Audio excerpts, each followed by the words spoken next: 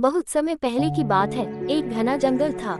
इस जंगल में तरह तरह के जानवर रहते थे। शेर, हाथी, हिरण, खरगोश और पक्षी। जंगल के राजा शेर का नाम था सिंह। सिंह बहुत ही समझदार और न्यायप्रिय था, इसलिए सारे जानवर उसका सम्मान करते थे। एक दिन जंगल में एक नई समस्या आई। जंगल के बीचों बीच एक बड़ा सा पेड़ था, जो जंगल का सबसे पुराना और विशाल पेड़ माना जाता था।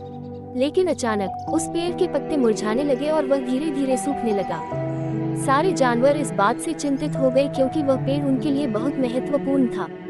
वह पेड़ न केवल उन्हें छाया देता था, बल्कि उसके फल भी जानवरों का भोजन थे। सिंह ने तुरंत जंगल की सभा बुलाई। सभी जानवर वहां आए, हाथी, बंदर, जिराफ और छोटे छोटे जीव जंतु भी।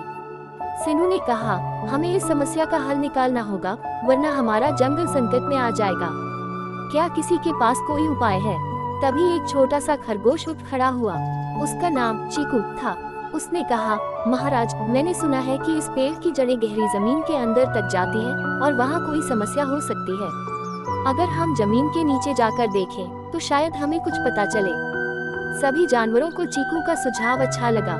हाथी और भालू ने जमीन खोदनी शुरू की। काफी खुदाई के बाद उन्हें एक अजीब सी चीज दिखाई दी। वह एक पत्थर जैसा था, जो पेड़ की जड़ों को रोक रहा था। भालू ने कहा, शायद यही पत्थर इस पेड़ की जड़ों को पानी तक पहुंचने से रोक रहा है। हमें इसे हटाना होगा। सारे जानवरों ने मिलकर पत्थर हटाने की कोशिश की, लेकिन वह बहुत भारी था। तभी हाथी ने अपने मजबूत दांतों से पत्थर को खींचा और धीरे धीरे उसे हटा दिया। जैसे ही पत्थर हटा, पानी पेड़ की जड़ों तक पहुंचने लगा। धीरे धीरे पेड़ ने फिर से हरा भरा होना शुरू कर दिया। सारे जानवर खुशी से झूम उठे। सिंह ने कहा, ये हमारी एकता और सहयोग का नतीजा है।